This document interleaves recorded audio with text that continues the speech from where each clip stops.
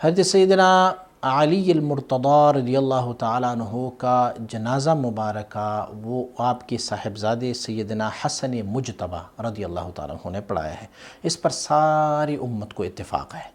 کہ آپ کا جنازہ حضرت سیدنا حسن مجتبیٰ رضی اللہ تعالیٰ عنہ جو آپ کے صاحبزادے ہیں اور حضور نبی اکرم صلی اللہ علیہ وسلم کے نواسے ہیں، انہوں نے پڑھایا ہے۔ دوسرا سوال کا جواب یہ ہے کہ حضرت فاطمۃ الزہرا رضی اللہ تعالیٰ عنہ کا جنازہ، اس میں اختلاف ہے، کیونکہ آپ کا جنازہ بھی کئی بار پڑھایا گیا ہے۔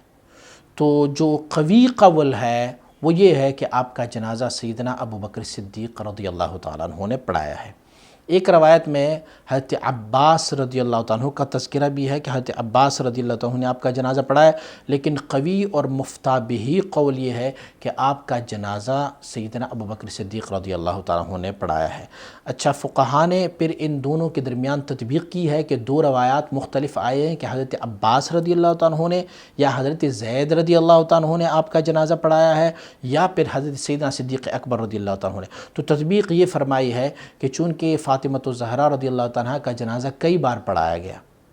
کچھ صحابہ کرام نے پڑھا تھا، پھر کچھ اور نے پڑھا ہے، کچھ اور نے پڑھا ہے، تو ممکن ہے کہ ایک دفعہ جو بڑا جنازہ اور ابتدائی جنازہ ہے وہ سیدنا صدیق اکبر رضی اللہ تعالیٰ عنہ نے پڑھایا ہو، اور دوسرا جنازہ حضرت عباس رضی اللہ تعالیٰ عنہ نے، اور تیسرا جنازہ حضرت زید رضی اللہ تعالیٰ عنہ۔ لیکن مفتابہی اور قوی ترین قول یہ ہے کہ آپ کا جنازہ حضرت سیدنا ابوبکر صدیق رضی اللہ تعالیٰ عنہ نے ہی پڑھایا۔